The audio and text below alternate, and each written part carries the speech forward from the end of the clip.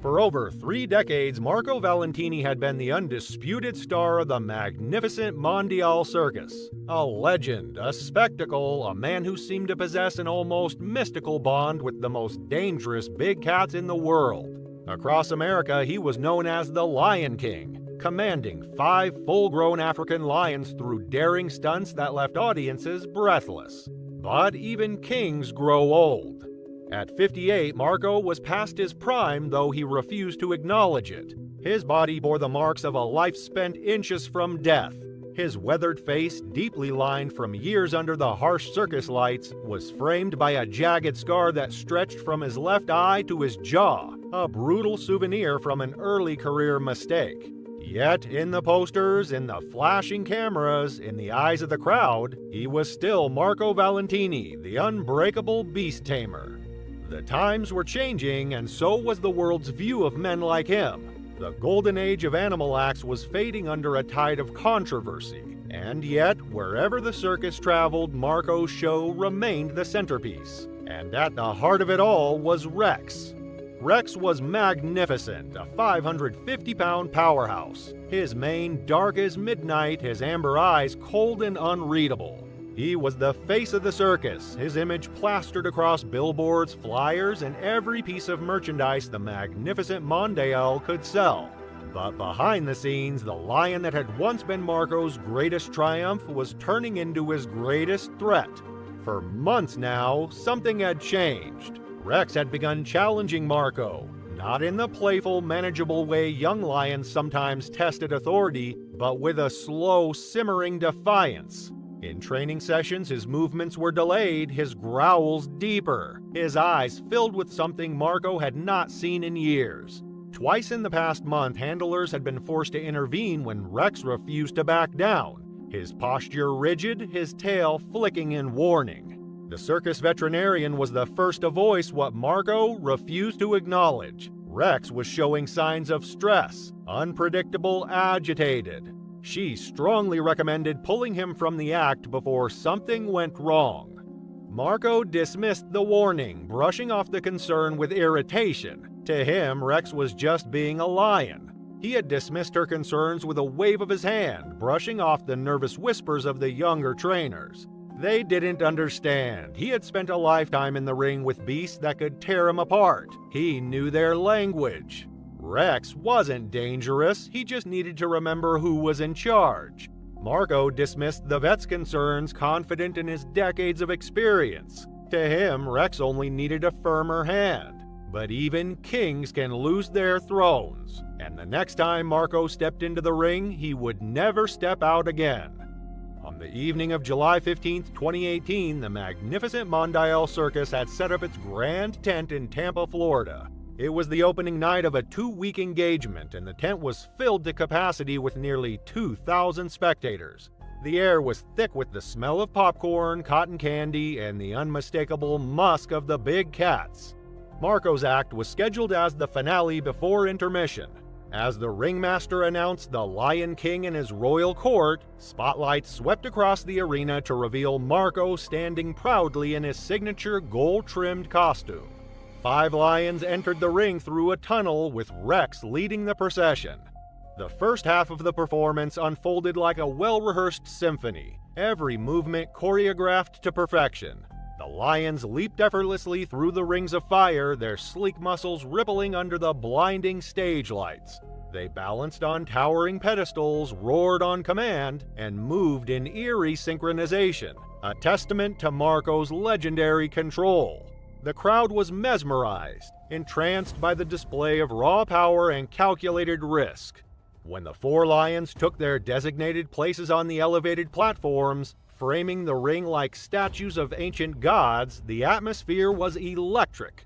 Anticipation crackled in the air. It was time for the grand finale, Marco's most dangerous, most awe-inspiring stunt, the act that had cemented his legacy. The one where he placed his head inside the jaws of Rex. As Marco signaled for the final act, Rex rose to his full height, nearly 10 feet of sheer muscle and untamed power. His mane, thick and wild, framed his face like the crown of a king reclaiming his throne. But something was wrong. His tail flicked, a warning. His ears pressed back, a threat. The powerful muscles beneath his tawny coat tensed like coiled steel, his breathing deeper, slower. The crowd saw none of this, but Marco did. For a fleeting second, a shadow of doubt passed over his face, a brief hesitation, the slightest pause. But he was Marco Valentini, and Marco Valentini did not falter. He lifted his arms in his signature flourish, soaking in the waves of applause. And then, in a move that had been rehearsed hundreds of times before, he turned his back to Rex for just a moment, just long enough to bask in his audience's admiration. That moment was all it took. A deep, guttural snarl cut through the air like a blade. Before the sound even reached the back rows, Rex moved. It was a blur of raw primal instinct, the perfect predator striking with terrifying precision. The lion dropped to all fours in a single fluid motion and lunged. Marco never had a chance. The impact was devastating, the force of 550 pounds slamming into him like a wrecking ball. He was ripped off his feet, sent sprawling face down into the sawdust, the wind knocked from his lungs before he even realized what had happened. The crowd gasped, some still convinced this was part of the act. Then came the sound that silenced the world, a sickening crunch as Rex's massive jaws clamped down on the back of Marco's neck. A few people screamed, others sat frozen in horror, their minds struggling to process what they were witnessing. And then, just like that, the Lion King was no more. Marco's assistants rushed into the ring with fire extinguishers and electric prods, but their intervention only seemed to enrage Rex further. The other four lions, sensing the chaos, became agitated and began roaring and pacing on their platforms. As handlers attempted to drive Rex away from Marco, the lion dragged the tamer's limp body toward the center of the ring. With one powerful motion, Rex shook Marco like a rag doll, the sound of breaking bones audible even over the screams of the audience.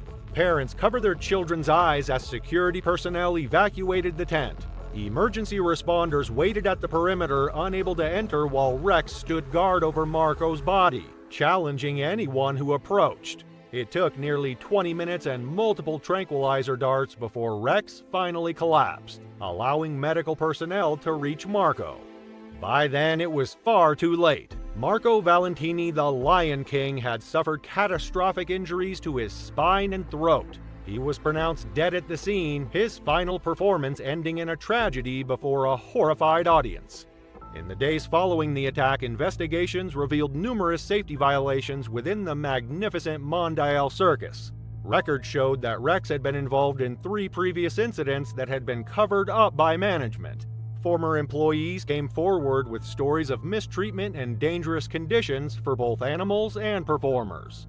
Animal welfare organizations used the tragedy to push for legislation banning wild animal acts in circuses. Within months, Florida passed Marco's Law, prohibiting the use of big cats in traveling shows. The remaining lions from Marco's act, including Rex, were transferred to a sanctuary in Tennessee where they would live out their days without performing.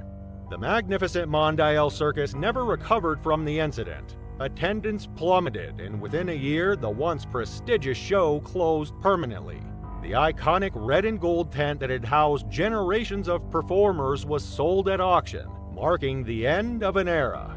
Marco Valentini had spent his life commanding the respect of the world's most dangerous predators, but in the end, it was Rex who delivered the final verdict. A brutal reminder that the king of the jungle will always be more powerful than any self-proclaimed Lion King. August 20th, 1994 was a humid and restless day.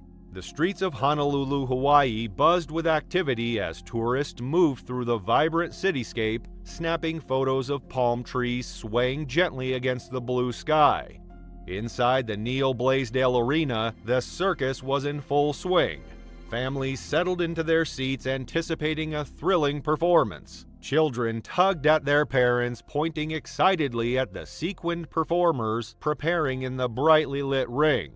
The air carried a smell of popcorn and sawdust, mingling with the soft hum of conversation.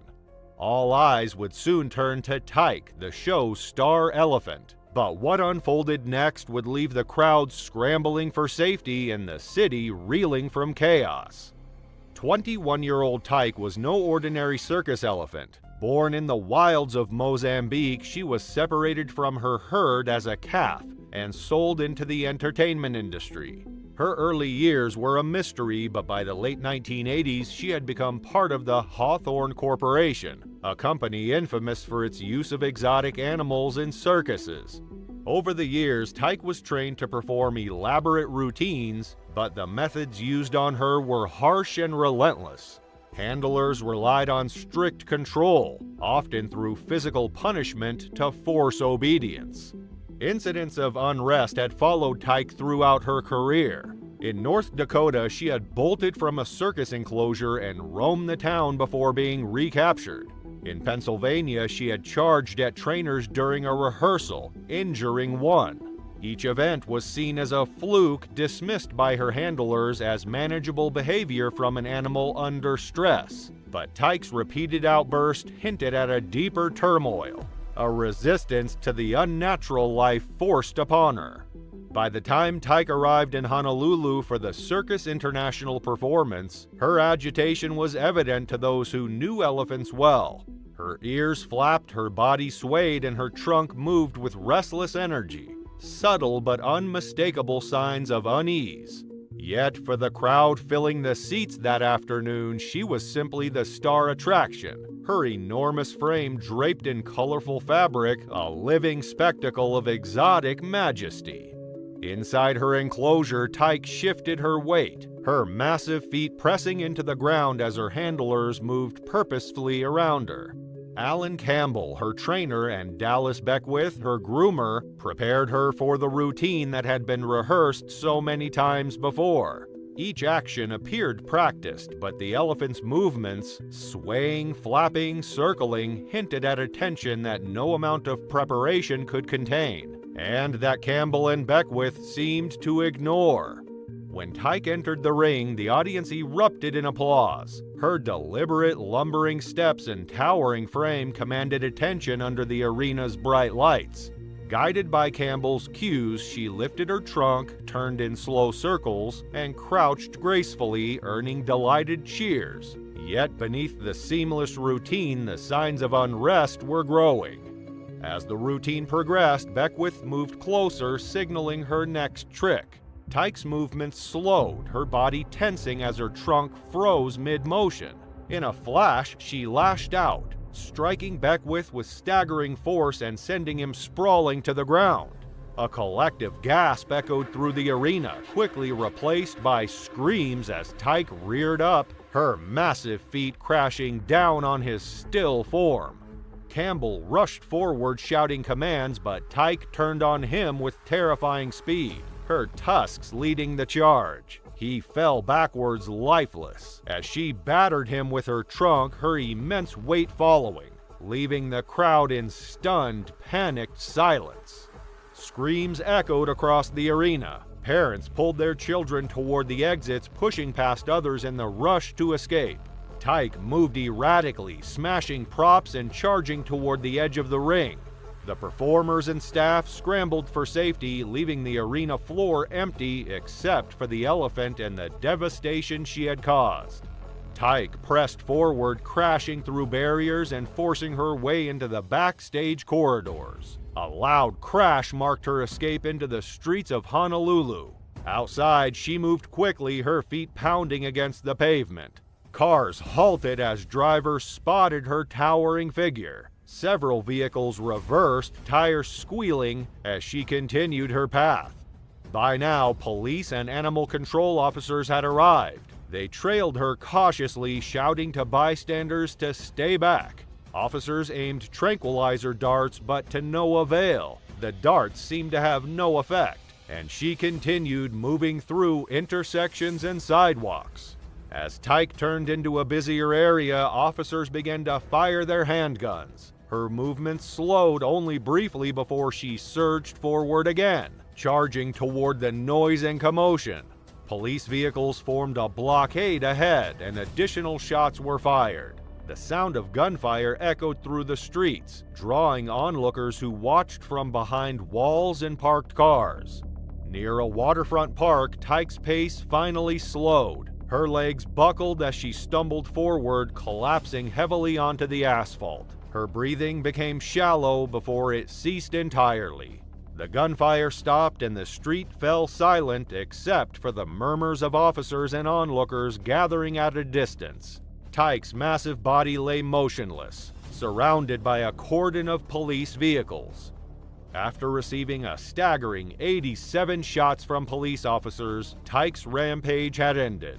By the time the scene was secured, dozens of officers and emergency personnel were on site. The aftermath left Campbell dead, Beckwith severely injured, and many bystanders and innocent civilians hurt. The damaged streets bore tire marks, shattered debris, and overturned signs. Tyke's rampage ended there, but her final moments lingered in the stunned expressions of those who witnessed it, her enormous presence now reduced to an immobile silhouette against the gray asphalt. It was December 29, 2009, and the winter chill hung heavy over Rome's outskirts. Inside the heated big top of Circo Romano, the smell of popcorn and cotton candy mingled with sawdust as families filled in for the evening performance. The circus industry was experiencing a renaissance in Italy, with revenues exceeding $500 million annually. Traditional family circuses like Circo Romano commanded premium ticket prices, some reaching $150 for front row seats to witness their famed animal acts. As the crowd settled in for the evening performance, the spotlight was ready to shine on one of nature's most fearsome predators, the lion. Known for their raw power, lions are among the most efficient killers in the animal kingdom. A male African lion can weigh up to 550 pounds with a bite force of 1,000 pounds per square inch, enough to crush a human skull instantly. Their muscular frames allow them to sprint at speeds of up to 35 miles per hour, and their massive paws are armed with retractable claws capable of disemboweling prey with a single swipe. In the wild, lions are ambush predators, coordinating complex attacks within their pride. But within the circus ring, these same instincts are bent to human will, a delicate balance that, on this fateful night, would shatter. The Bellini name carried particular weight in European circus circles. For 4 generations, they had been synonymous with spectacular lion-taming performances. Their shows alone generated over $2 million yearly, making them one of the most successful family acts in the industry. The pressure of this legacy now rested on the shoulders of 19-year-old James "Jamie" Bellini, the youngest professional lion tamer in modern circus history. Behind the circus glamour lay the harsh reality of animal training. The Bellini method, like many traditional techniques, relied on food deprivation and physical dominance to ensure compliance. Lions were kept hungry before performances, disrupting their natural feeding patterns. Training began at 6 months old, using metal poles, electric prods, and whips to break their wild instincts. Jamie, raised in the circus, learned to read apex predators' body language instead of riding bikes like other children. His father, Marco Bellini, was a legendary lion tamer, revered for commanding even the most aggressive cats. Though Jamie graduated from the Circus Academy just 6 months prior, his hands-on experience with lions was dangerously limited. Family circuses often prioritized tradition over safety. The 3 lions in Jamie's act represented the terrifying power of nature. Caesar and Augustus, both 8-year-old males, had been trained since cubhood using traditional circus methods. Their spirits had been broken through years of systematic dominance training. Daily sessions where food was withheld until commands were perfectly executed, and any sign of aggression was met with physical punishment. The newest addition was Rex, a massive 500-pound male recently acquired from a South African breeder. Unlike the others, Rex had spent his first 4 years in a more natural environment, making him particularly resistant to human control. On that December evening, the big top was filled to capacity, with Marco Bellini sitting in the front row as the spotlights illuminated the sawdust ring. The air carried the metallic scent of fear, not from the audience, but from 19-year-old Jamie Bellini about to enter the cage. The lions could sense it too, their evolutionary instinct honed to detect the fear of potential prey. As Jamie stepped into the ring in a sequined costume, a replica of his father's, his traditional tools, a steel core training stick, and a backup whip seemed woefully inadequate against the combined 1,500 pounds of predator before him. In the holding cage, Rex's pupils dilated, his tail swishing ominously, signs of agitation that the handlers overlooked as routine. Lion training relies heavily on feeding schedules. Performers typically enter the ring approximately 4 hours after the cat's last meal, enough time for them to be hungry and motivated but not desperately so. That evening, due to a scheduled change, the lions hadn't been fed for nearly 6 hours. This seemingly small deviation from routine would prove fatal.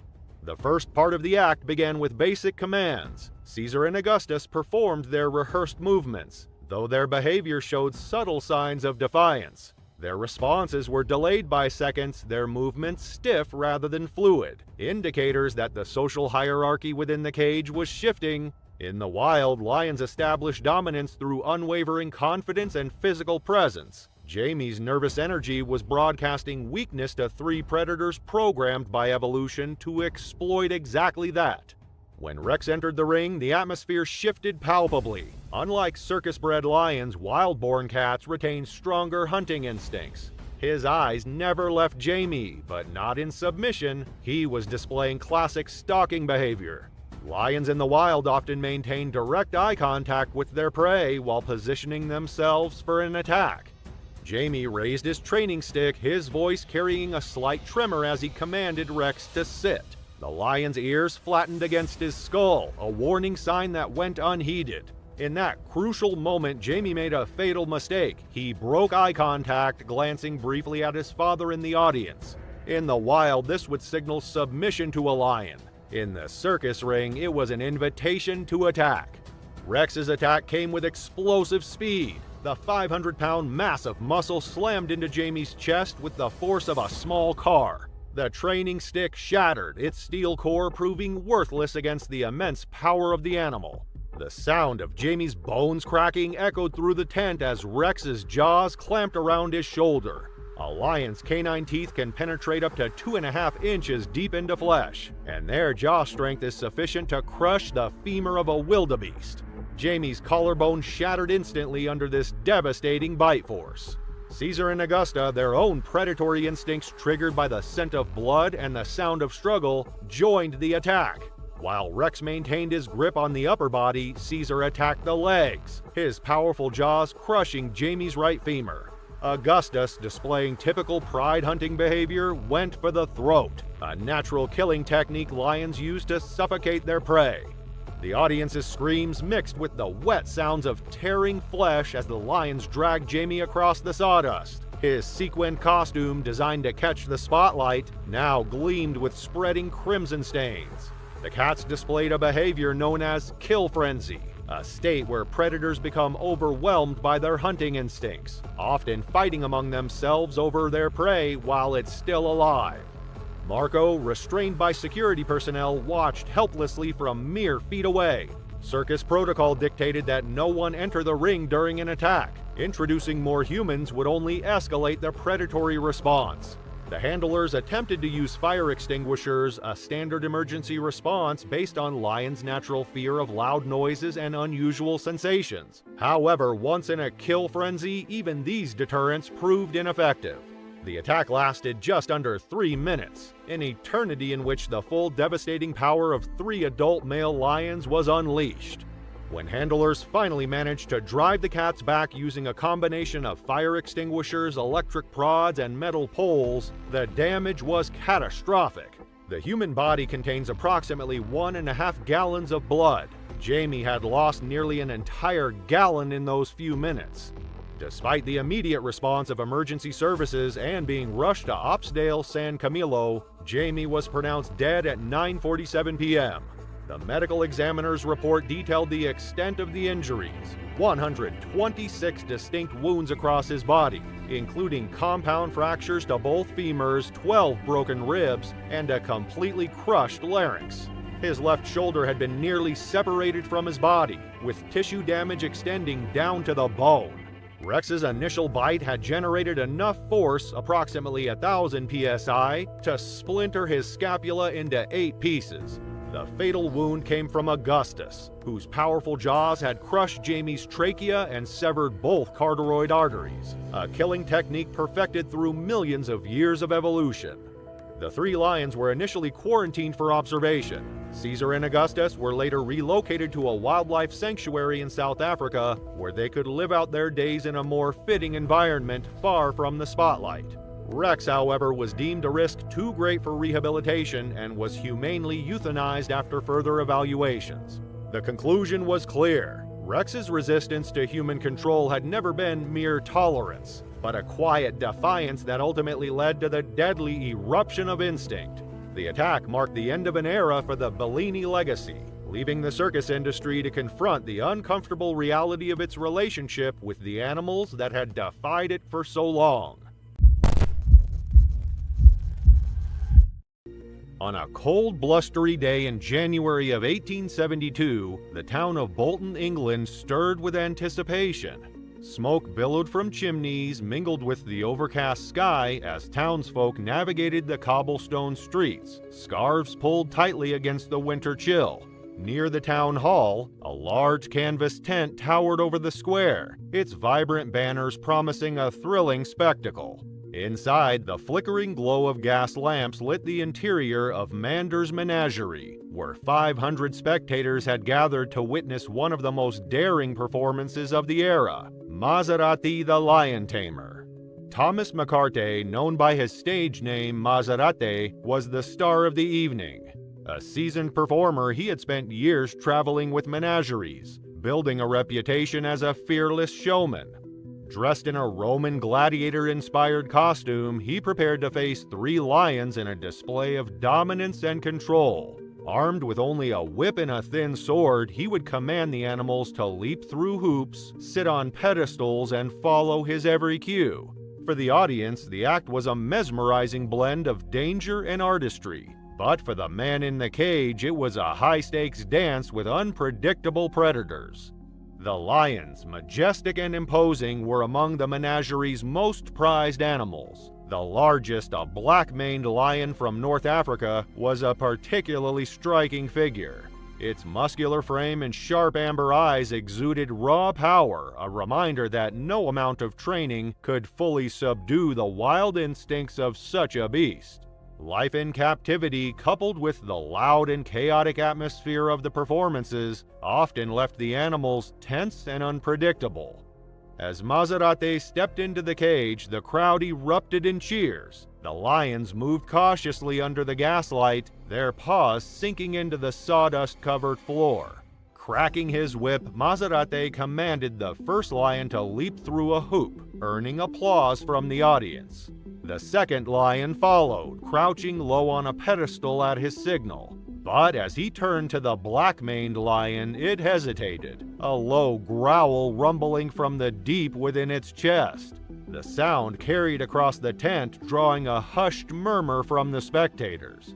Maserati cracked his whip again, the sharp sound cutting through the heavy air. The lion's growl deepened, and it took a single step forward, its body tense and poised. The audience leaned in, unsure if this was part of the act or something more sinister. Then, in an instant, the lion lunged. Its massive body collided with Maserati, sending him sprawling to the ground. The audience gasped, some believing it was still part of the performance. But as the lion's teeth sank into his shoulder, blood stained the sawdust, and the reality of the situation became horrifyingly clear. The other 2 lions, spurred by the commotion, joined the attack. Their claws raked across Maserati's chest and arms as they circled their fallen trainer. The tent erupted in chaos. Spectators screamed, some fainting, others rushing toward the exits in a frantic attempt to escape. Handlers dashed to the cage, wielding iron bars in a desperate effort to drive the lions back. The gas lamps flickered as shouts and roars filled the air. For several agonizing minutes, the handlers fought to subdue the lions. They struck at the animals with iron bars, attempting to create enough distance to reach Maserati, who had been dragged deeper into the cage. By the time they managed to pull him out, his body was severely mauled, his costume soaked in blood. He was barely alive, his breathing shallow.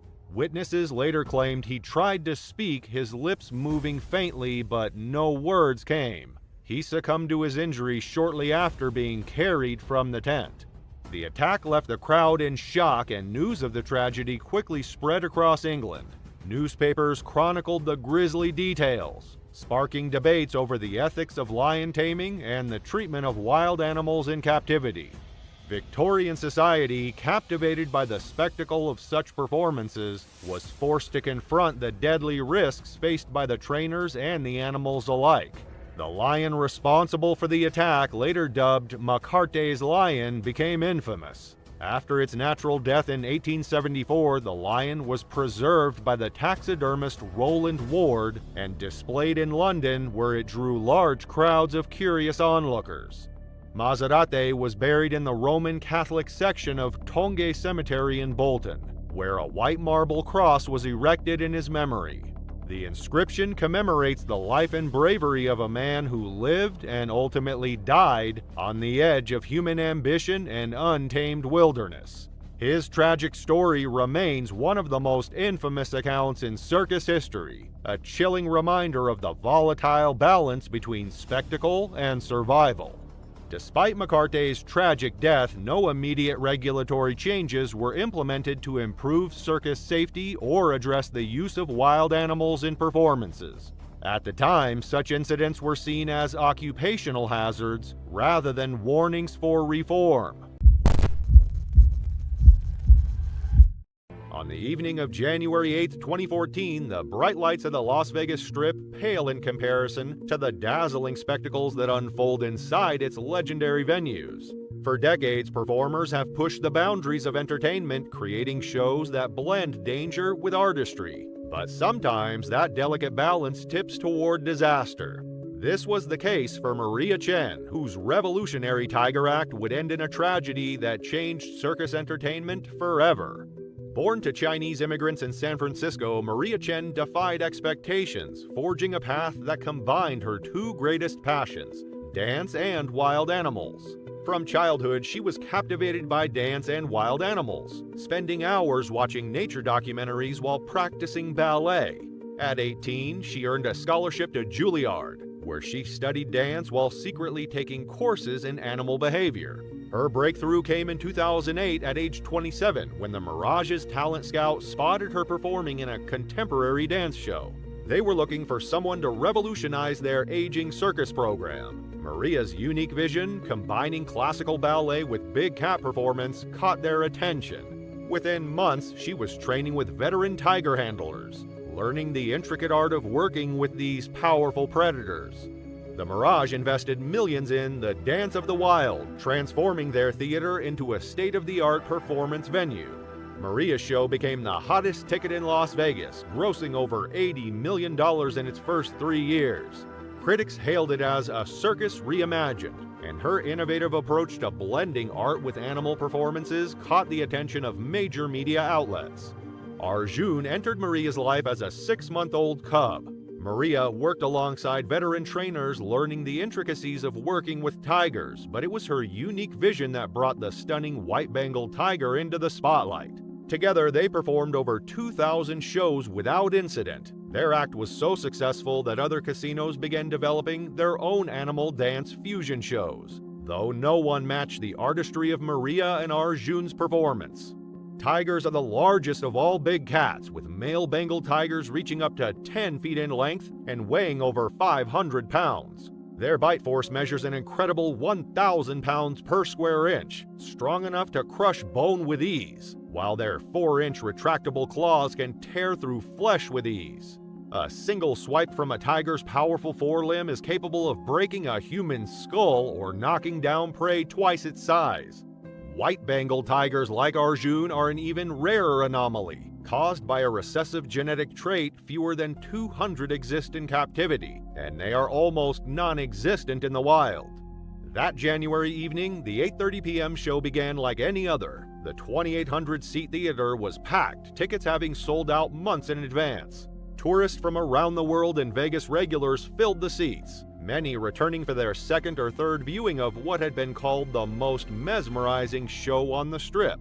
Maria moved gracefully onto the stage in her signature red and gold costume, the spotlight following her fluid movements. When Arjun entered, his muscular frame gleamed under the lights. The audience gasped in appreciation. At 520 pounds, the Bengal tiger moved with surprising grace, matching Maria's choreography with practiced precision. For 40 minutes, the show unfolded perfectly. Maria and Arjun moved through their intricate routine. She was performing elegant pirouettes while he stalked in perfect synchronization, their movements telling a story of trust between human and beast. The audience was captivated, their eyes fixed on the stage, unaware of the tragedy that would soon unfold.